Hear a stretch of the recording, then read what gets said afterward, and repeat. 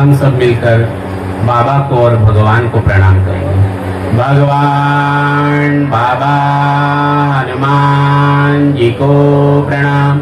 महान त्यागी बाबा जुमदेव जी को प्रणाम। परमात्माए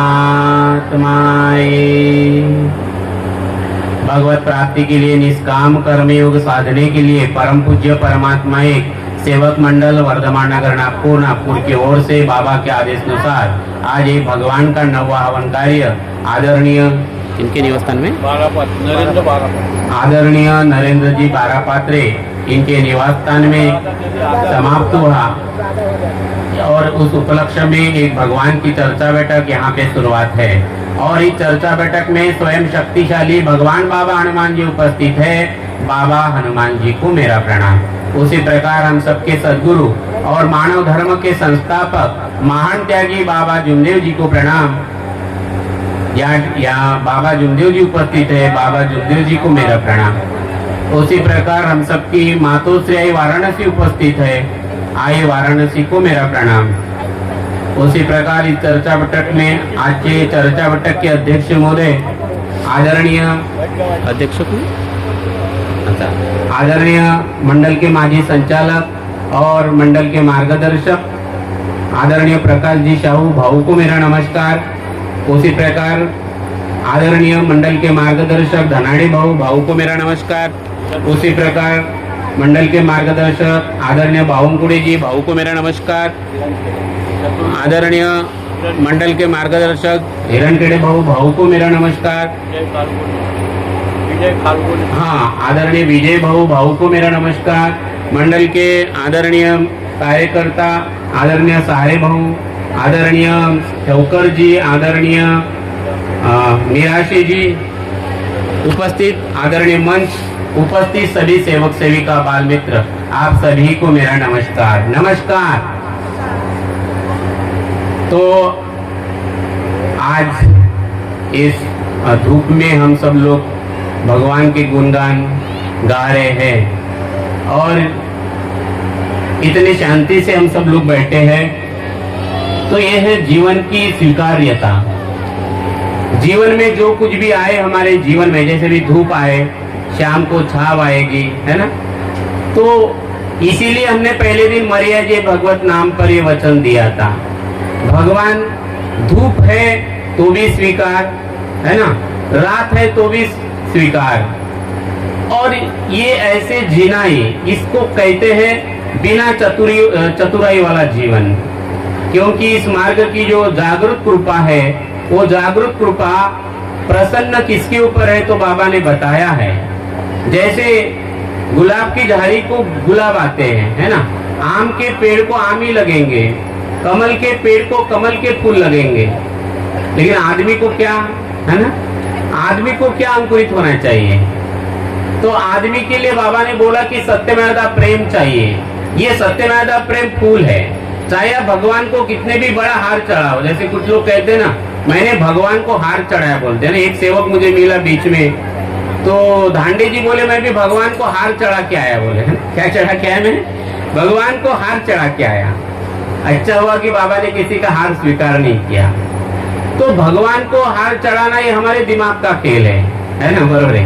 वैसे फूल तो भगवान को ऑलरेडी चढ़े हुए है क्या नहीं है। जो पेड़ को फूल है वो ऑलरेडी चढ़े हुए है और इसलिए बाबा ने हार नहीं मांगा। बाबा ने हार नहीं मांगा। बाबा ने क्या मांगा? बाबा ने सत्यमेव प्रेम मांगा। जब भी बाबा भवन में मार्गदर्शन करते थे तो बाबा ने कभी नहीं कहा कितने कितने लोगों ने हार लाया भगवान को चढ़ाने की है, कितने लोगों ने क्या लाया। बाबा ने अभी कभी नहीं मांगा, ना ही कभी किसी का व्यक्तिगत हार स्वीकार किया। लेकिन बाबा ने सत्यमेव प्रेम मांगा और बाबा बोले हम इसी के ऊपर खुश है। बोले तो बाबा की खुशी कहाँ है ना, बाबा का आनंद कहाँ है। और इसलिए सत्य मर्यादा प्रेम, हमें वेद पुराण से क्या, हमें सत्य मर्यादा प्रेम का पाठ पढ़ा दे कोई, हमें मंदिर मस्जिद जाना नहीं, हमें सत्य मर्यादा प्रेम का रंग चखा दे कोई कितना भी मंदिर में जाके हार चढ़ा ले, कोई फायदा नहीं होने वाला। क्योंकि भगवान को जो चाहिए बाबा कहते कि अगर वो मैं नहीं देता है ना, वो अगर मैं नहीं देता तो मुझे साथ नहीं मिलता, बोले भगवान का, बोले। और इसलिए हमें सत्य, मर्यादा, प्रेम, ये तीन कदम ये हमारे आत्मा के आभूषण हैं, हमारी आत्मा के आभूषण हैं। जैसे आप सबने गहने पहने हैं गले में, है ना, इससे आपकी सुंदरता दिखती है। तो उसी प्रकार भगवान की सुंदरता सत्य, मर्यादा, प्रेम में है। और बाबा जुमदेव जी ने इसी के प्रति जगाने के लिए अपनी पूरी जान की बाजी लगाई। और जो आदमी इसके प्रति जाग गया, क्योंकि ये जहाँ पे है, जहाँ ये है, जहाँ पे सत्य, मर्यादा, प्रेम है, मतलब भगवान है, भगवान के गुण हैं, ऊर्जा वही है, वही चित है, वही पट है, वही शैतान और वही भगवान, है ना। गंगाराम जी रंभार जिसको शैतान कहते हैं, बाबा जुमदेव जी कहते हैं मूर्ख है, बोले, है ना, ये शैतान नहीं है, बोले, ये भगवान है। तो बाबा ने सोच बदल दी, बाबा ने दिशा बदल दी, सेवक की दशा बदल गई। ऐसे हम सबके साथ में हुआ। तो बाबा ने हमारे जीवन में जो भगवान खड़ा किया, जो जागरूक कृपा की बात बाबा जुमदेव जी कहते हैं, बाबा कहते हैं कि हमने भी उनको वही दिया जो सेवकों को बताया। तो इस मार्ग में जो 4 तत्व, 3 शब्द, 5 नियम है, ये 4 तत्व, 3 शब्द और 5 नियम जो है, ये आईना बहुत ही अद्भुत है।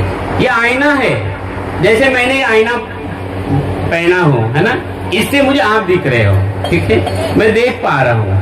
भगवान ने सुंदर आंखें दी है हमें, उस ये आंखें देखने के लिए है। वैसे ये तत्व, शब्द, नियम का जो आईना है, ये किसके लिए है? ये मुझे अपने आप को देखने के लिए, पत्नी को देखने के लिए नहीं है, समाज को देखने के लिए नहीं है, कौन क्या करता है उसके लिए नहीं देखना है। क्योंकि मैंने जो पहले दिन वचन दिया और आपने जो पहले दिन मार्गदर्शक जी के घर में जो वचन दिया, हम सब ने कौन सा वचन दिया? मरे अजिए भगवत नाम पर, है ना। तो मुझे तो भगवान ही दिखना चाहिए, आप में भगवान, मुझ में भगवान, सब में भगवान। और यही सत्य है जीवन का, जिसे मैं इस जीवन मिलने के पहले जिसके साथ मैं आया, और इस धरती पे आने के बाद जीवन और मृत्यु के बीच में फिर हमें माता पिता मिले, समाज मिली, जिसे में माया कहते हैं, मोह कहते हैं, लोभ कहते हैं। लेकिन जब हम तत्व, शब्द, नियम का आईना जब हम खोलते हैं, या आईने से हम जब संबंधित होते हैं तत्व, शब्द, नियम के आईने से, तो फिर ये जो लोभ है समाधान में बदल जाता है।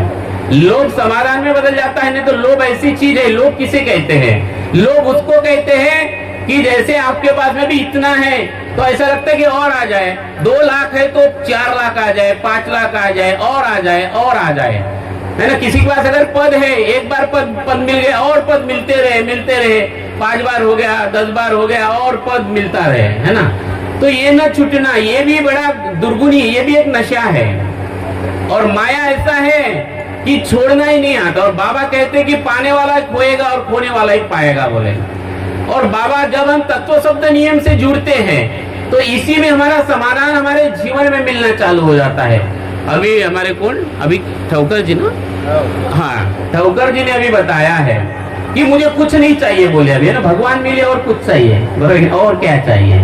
तो भगवान मिले, इससे और बड़ी बात क्या होना चाहिए जीवन में? भगवान की दिशा मिली, भगवान के गुण मिले, भगवान का नाम मिला, भगवान का नाम मिला, है ना। भगवान का हमें बाबा ने नाम बताया, बाबा ने भगवान के नियम बताए, भगवान के गुण बताए, और क्या होना हमें? और इस मार्ग के पहले यही हमारे पास नहीं था। क्या था हमारे पास में? और यही है ज्ञान पर रस मरस योगी, ये खजाना है हमें। तो ये जो मार्ग हम सबको मिला है, ये आत्म मंथन का मार्ग है। क्योंकि आईना हमें खुद को दिखाता है, हमारा चरित्र हमें खुद को दिखाता है। जितना हम इस आईने को अपने आप में देखेंगे, अपने लिए देखेंगे, ये हमारे आत्मचिंतन को और बढ़ाएगा। आत्मचिंतन बढ़ेगा, आत्म मंथन बढ़ेगा, आत्म समर्पण बढ़ेगा। ये आत्म समर्पण का मार्ग है, ये समर्पण का मार्ग है ना। ये मार्ग आत्म समर्पण का मार्ग है। ये कड़क होने का मार्ग नहीं है, ये अकड़ में रहने का मार्ग नहीं है, ये अहंकार में रहने का मार्ग नहीं है। अंधा है ये नशा जो है, जिसको ये अकड़ भी एक नशा है, ये बात समझिए आप। चित और पट ये अलग नहीं, एक ही है। ये चित और पट, या तो जिसे ऊर्जा एक ही है, ऊर्जा एक ही है। अहंकार में भी वही ऊर्जा काम करती, वासना में वही ऊर्जा काम करती, काम, लोभ, मत्सर में वही ऊर्जा काम करती। बाबा उसी को शैतान कह रहे हैं। तो बाबा उसी को शैतान तरह हमको समझे। और तत्व शब्द नियम में हमें इसलिए बार बार देखना है, दिन भर देखना है। एक ही बार का काम नहीं है कि सुबह एक बार विनती कर लिया और शाम को एक बार देख लिया, ऐसा 2 बार देखने का मार्ग नहीं है ना। ये जो आईना बाबा ने दिया है बार बार देखना है, तभी तो मंथन बढ़ेगा, तभी तो आत्मसमर्पण आएगा, तभी तो हम सत्य की ओर बढ़ेंगे। एक दिन का काम नहीं है। और हम तो कितना फांसा लेकर आए, कितना बोझ लेकर आए। जैसे मैं इस मार्ग में बचपन से आया तो मुझे बचपन से ये दिशा मिली भगवान की, लेकिन इस मार्ग में ऐसे कई लोग हैं, कितने साधु संत, कितने देवी देवताओं को मानते थे, तांत्रिक मांत्रिक लोगों को मानते थे, अरे कितना बड़ा बोझ था। और बाबा ने पहली लाइन बताई सुबह की विनती, कौन सी लाइन पहले? हे भगवान बाबा हनुमान जी, मैंने जीवन में किए हुए पुरानी पूजा और पुराने विचार बंद कर किए हैं ना, बंद करूंगा मैं, ये वचन दिया सबने, बराबर। तो अभी भी आपके मन में भावना आते हैं क्या? इसी के प्रति तो हमको जागना है। अभी भी आते हैं कि एक ही विचार है, एक लक्ष्य, एक चित्त, एक भगवान। ये जो तत्व का सार है, 4 तत्व का सार है, एक लक्ष्य, एक चित्त, एक भगवान। इसको पकड़ने के लिए हमें अपनी जान की बाजी लगाना है, पूरी जान की बाजी। मकान न बने तो चले, धन इकट्ठा होवे न चले, कोई आपकी बदनामी करे, कोई आपको बुरा बोले, कोई तकलीफ नहीं, सिर्फ धन्यवाद बोलो। लेकिन जीवन में खुदाई करो तत्व शब्द नियम की, क्योंकि ये आत्मसमर्पण ही फिर आत्मविश्वास में बढ़ेगा, है ना। ये आत्मसमर्पण, ये आत्मविश्वास में बदलेगा कि भगवान है, ये महसूस होगा। तो इस मार्ग में आने के बाद में जो बाबा की कृपा से झलक मिली, अभी चलना हमको ये परमात्मा का मार्ग है, पत्नी को चलना है, पति को चलना है, बच्चे को चलना है, ये परमात्मा का मार्ग है, ये खुद को चलना है। और इसलिए बाबा ने अपने आजू बाजू में कभी गर्दी नहीं किया, बाबा ने कभी किसी के सर के ऊपर हाथ नहीं रखा, जा बच्चे तेरा कल्याण हो जाएगा, है ना, बागेश्वर धाम एक बार आ जाना तेरा कल्याण हो जाएगा, ऐसा नहीं बोला बाबा ने। बाबा ने कभी नहीं बोला टिमकी पेट आ जाना तेरा कल्याण हो जाएगा, ये ऐसा आशीर्वाद नहीं दिया बाबा ने कभी किसी को। बाबा ने कहा तू तेरे घर में रहता है और जो मुझे मिलने आता है दुख आने के बाद, और कार्य तू अपने घर में करता है बोले, और मुझे पूछता है बोले कि बाबा ऐसा क्यों हुआ, बराबर नहीं करता तू बोले और पूछता मुझे बोले, कितना बड़ा ज्ञान है बोले, ये कितना बड़ा ज्ञान है। तो ये आत्ममंथन, आत्मचिंतन, आत्मबल, आत्मविश्वास, आत्मविश्वास से आत्मज्ञान होता है, आता है आत्मज्ञान। यानी मुझे मेरी खबर होना बहुत जरूरी है। सास को बहू की खबर है ना, बहू को सास की खबर है, एक सेवक को बाजू वाले की सेवक की पूरी खबर है, बोले मुझे मेरे पास तो उसकी पूरी जन्म कुंडली है बोले, बराबर पूरी, बोले धांडे कैसा है, बराबर कितना मीठी बात बोलता है, मेरे पास कुंडली है बोले पूरी, लेकिन खुद की खबर नहीं है। और इसलिए इस मार्ग में सेवक पद को महत्व है, सेवक पद को महत्व है, सेवक और सेविका इन दोनों को महत्व है, क्योंकि इन दोनों ने ही मरने का वचन दिया है। और बाबा ने इसलिए हमारे ऊपर विश्वास किया। बाबा ने बड़े बड़े सिंधी, मारवाड़ी, गुजराती इनके ऊपर विश्वास नहीं किया, धनी के ऊपर विश्वास नहीं किया। बाबा ने उसी को जोत लगाने का अधिकार दिया, एक भगवान के नाम का, जिन्होंने मरने का वचन दिया है। ठीक है ना, ये बहुत बड़ी बात है। और ये जागरूक कृपा हमारे जीवन में जो काम करे वो बाबा की कृपा से करिए। मैं नहीं बोल रहा हूँ, बाबा खुद बोल रहे हैं। आपके जीवन में जो कुछ कृपा आई है थोड़ी सी, क्योंकि हमने पहले दिन तो कोई त्याग किया नहीं था, पहले दिन तो हमें मरने का वचन जो दिया उसका भी अर्थ मालूम नहीं था, क्या क्या मालूम, लेकिन हमने वचन दिया और बाबा ने भगवान के साथ करारनामा किया, इसलिए हमारे जीवन में दैवी शक्ति खड़ी हुई। लेकिन बाबा को ये विश्वास है, विश्वास था कि सेवक बोले अपने अनुभव को आत्म अनुभव समझकर इसी दिशा को आगे बढ़ाएगा, है ना, इसी मंथन को और गहराई में लेके जाएगा, इसी खुदाई को और खुदाई में बढ़ाएगा, अपनी खुदाई करेगा, वो खुद की खुदाई करेगा। तो ये है तत्व का मंथन, तो ये है इस मार्ग का आत्मज्ञान, और इससे फिर आत्मबल बढ़ता है, आत्मबल बढ़ता है। और जहाँ आत्मबल है, आत्मबल है, वो फिर हमारे भी काम में आएगा, घर में जितने लोग हैं उनके भी काम में आएगा, और जो ऐसे सेवक को सुनेगा उसकी भी आत्मा तृप्त होगी, क्योंकि आत्मबल से आत्मा तृप्त होती है, आत्मज्ञान से, आत्मबल से आत्मा तृप्त होती है। भोजन से पेट भरता है ना, भोजन से क्या भरता है, पेट भरता है। लेकिन आत्म तृप्त करने से आप कितना भी खा लो, अच्छी सब्जी बना लो, भरेगी नहीं। आत्मा, मन भरेगा, मन अलग है, आत्मा अलग है, ये मार्ग आत्म जागृति का मार्ग है ना। लेकिन और मन क्या है फिर? तो मन ही तो माया है, मन ही तो लोभी है ना। मन है क्या? आत्मा तो वहीं पे है और शरीर भी वही है। तो इंद्रिय और आत्मा के बीच में यह मन रूपी माया जो हमारे जीवन में काम करते, और ये बड़ा खतरनाक है। बाबा इस मन के बारे में कहते कि इस मन को काबू में लाना पड़ेगा, बोले मन को कंट्रोल में लाना पड़ेगा, तब सत्यमेव प्रेम का आचरण होगा, बोले अन्यथा नहीं होगा। यानी सत्यमेव प्रेम में अगर कोई दुश्मन है तो कौन है? कौन है दुश्मन? हमारा मन है ना। और इसीलिए कहा गया है मना एवं मनुष्य तनम कारण बंध मोक्ष, ये मन ही है जो बंधन में डालता है, ये मन ही है जो हमें मुक्ति भी दिला सकता है। और इसलिए मन को मिटाने का मार्ग है। मन मिट जाए, मन मिट जाए फिर रहता भगवान। शरीर तो है, ये दिख ही रहा है, लेकिन शरीर और आत्मा के बीच में जिस आत्मा में बाबा ने परमात्मा को देखा, तो इस कृपा को अगर हमें हमारे जीवन में आनंद लेना है, पल पल में अनुभव करना है, महसूस करना है, तो मन को मिटाना पड़ेगा, है ना। मन को मिटाएंगे कैसे? तो सुबह की विनंती हमको समझना है। मन को मिटाएंगे कैसे? तो हंसी वो, खेली वो, धरी वो ध्यान। ध्यान का मतलब एक लक्ष्य, एक चित्त, एक भगवान, ये इस मार्ग का सबसे बड़ा ध्यान है। एक लक्ष्य, लक्ष्य वो जल होने पावे, कदम मिलाकर चल, सफलता तेरी चरण चुमेगी, आज नहीं तो कल, है ना। तो लक्ष्य एक ही होना, चलते रहो चलते रहो, बाबा हनुमान जी के साथ चलते रहो, क्योंकि भगवान का नाम बाबा हनुमान जी है, बराबर कि नहीं। भगवान के तत्व हमें मालूम है, भगवान के गुण हमें मालूम है। तो दिन भर जब भी मौका हमें मिले, निमित्त मात्र बनकर बोलते हो तभी। जैसे अभी यहाँ मेरे मुख कमल से शब्द निकल रहे हैं, मैं बोलने वाला कौन हूँ? मुझे ये महसूस हो बार बार ये शब्द निकालने वाला भगवान है, वो अपार दैवी शक्ति है। और आप यहाँ बैठे हो तो आपको ये महसूस हो, है ना, मैं सुनने वाला कौन हूँ? सुनने की शक्ति जिसने दिया वो भगवान ही है ना। और फिर आप बेलदारगी का काम करते हो, आप मार्गदर्शक हो, फिर आप घर में खाना बनाते हो, सब लोग करते हैं ये काम, क्योंकि हम गृहस्थी वाले लोग हैं। तो जो भी गृहस्थी में काम करते हैं, बच्चे पढ़ाई करते हैं, बिल्कुल निमित्त मात्र होकर काम करें। ये बहुत बड़ी ताकत है इस मार्ग की, क्योंकि बाबा के प्रार्थना की पहली लाइन है भगवत प्राप्ति के लिए और निष्काम कर्मयोग साधने के लिए। निष्काम कर्मयोग का मतलब वही है कि निमित्त मात्र होकर काम करना, फल की इच्छा न करना। अभी एक सेवक का मुझे फोन आया था, हमारे ये क्या हो जी जानते हैं उधर छत्तीसगढ़ से, क्योंकि सारे धर्मों का तत्व ज्ञान अलग अलग है और किसी भी धर्म के तत्व ज्ञान में इच्छा अनुसार भोजन नहीं है, बराबर है। गौतम बुद्ध कहते हैं तुम्हारे दुखों का कारण ही इच्छा है, बोलते हैं, ठीक है ना, तुम्हारे दुखों का कारण ही इच्छा है। और अष्टावक्र कहता है सारे दुखों का कारण वासना है, बोलते अष्टावक्र महाराज। और बाबा जुमदेव जी कहते हैं इच्छा अनुसार भोजन, बराबर। और ये बाबा नहीं कहते, बाबा के मुख कमल से भगवान बोल रहा है।